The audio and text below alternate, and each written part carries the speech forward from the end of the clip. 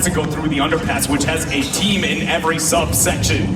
Misfits, though, do look like they control the transition here. It's going to be problematic, probably netting them a couple of kills in 45 seconds when we get our next circle to close in. But Misfits set up a tunnel, excuse me, looking for a big play. It was a portal and a tunnel. It's a tunnel. Yeah, it's a tunnel. Here we go now. Help does get that portal down, so now tons of Watson fences are out. Looking at moves from Lucido, that's going to give an option for both Lucido and Help to pop cells and bats. And let's look at TSM here. One of the favorites for this tournament, and also an opportunity in Poland for them to cement themselves as the top team after their X Games first place finish, and a convincing one at that. Right now, though, they're in 8th place with 23 points. Yeah, not even at the halfway mark where we see Na'Vi able to break the threshold here in this game. A lot to be desired, but TSM sat on top of that high throne for so very long. They feel comfortable as well, but they're going to have to run into Rogue along with Wyvern here now on the backside of the underpass entrance. Wyvern on the push here, great team shot there. They will get the knock on Xens, and right away Parker Q's out, stays alive, and gonna circle back now. Look at Sanya. How many times have we seen this man alive? And he's actually here just on the outer bounds of the map over the underpass. Yeah, very creative play here. I'm going to guess it's because of the zipline setup. He's got 5 more seconds to be able to make it out there. And yes, Wyvern, you are getting those kills, but you're going to be stuck here with what might be Misfits, or that could be Rogue zoning off here in this entrance. It's such a great initiation or escape for 789, but Wyvern struggling to make their way through this funnel. And they have 6 seconds as they push up Wyvern. Rogue doing their best. One more shot with a Peacekeeper in the Drop staying alive. Can he get around here? And yes, indeed. Barely staying alive is Rogue. Great Peacekeeper work from Drop. They will also have a time and opportunity to pop some meds, and they will live to fight on. Sweet, though, that does drop there, as you just saw. Yeah, they are just a knock from the ring. The reset, they might be able to heal up. I think they'll have time for that. Yeah. Nobody's going to pressure unless TSM decides it's going to move up. As you see TSM. Not just actually does get wiped, excuse me, not just a knock, he does go down, so they're going to grab that beacon. That's a different set of circumstances. Of course, we do have a beacon in this final ring. However, I'm not sure how popular of an option that will be, Dre. Yeah, and you know, Sanya's been a miracle worker this tournament, but I can't but feel like that last time we tuned in with him was really just the last couple of seconds of his life. I'm sure we'll find out, oh my gosh, later. He's just been left alone here behind this box. Just going to take his time here. Take a look at the survivors so far. Lots of teams up with 3 members still alive. TSM, one of those teams, of course. You see Gamers Origin, Rogue, and 789 teams that have lost players. Virtus Pro as well. PJ, the only player alive, and 11 squads left. TSM needs to be able to hit a couple more shots there with those longbows. They're going to be successful. And the Na'Vi sitting on the other side there with that high ground. Whoever ends up winning this high ground battle is going to be very, very relevant.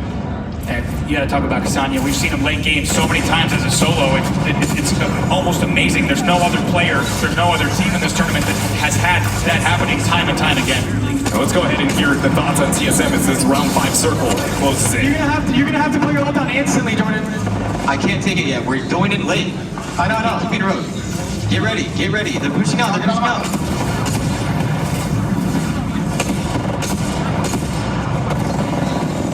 I can't hit these guys. I hit the Watson. I hit the Watson 47. I got one.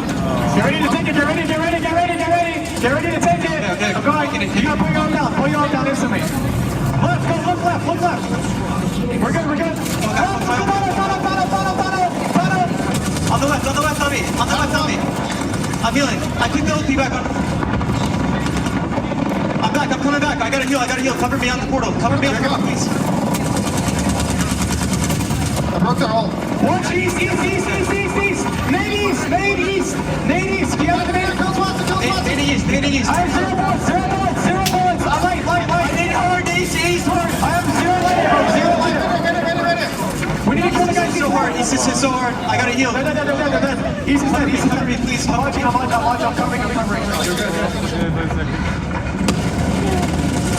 Amazing to hear the comms calling out the directions, not everybody knowing where everybody is, but if you can just get something in that direction, TSM remained successful there and controlled the transition into artillery. I mean, talk about staying composed. They knew exactly what they had to do. The portal was up, the zips were up, and they're able to get onto an area and somehow heal up. You also heard no ammo there for a moment, some nice light ammo passing as well, and they are still in this 4 squads left. You're looking at alternator in the hands of Wacko, though. Yeah, and look at this also. It's going to be the Mint of a team rising here in our finals. Going to go ahead and push up on the TSM. They have the high ground, but they don't think it's going to be a problem as they get the first knock on the Abralele, trying to push in for more. Yes, indeed. Look at that advantage. You can bet that they're going to push this 3v2. Is Penta. They're going to get also a wipe there on Reps.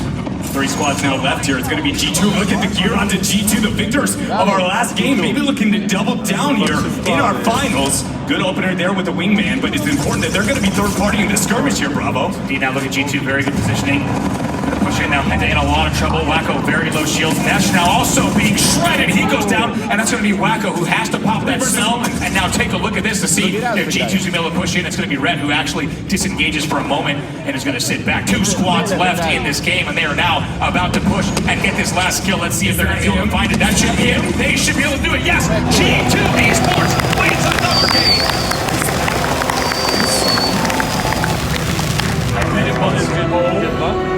My goodness, we will find out later who that last Lone Ranger to make it into placement number 2 was, but G2 found a way to really take a calculated approach to what seemed like one of the most hectic artillery circles I have ever seen.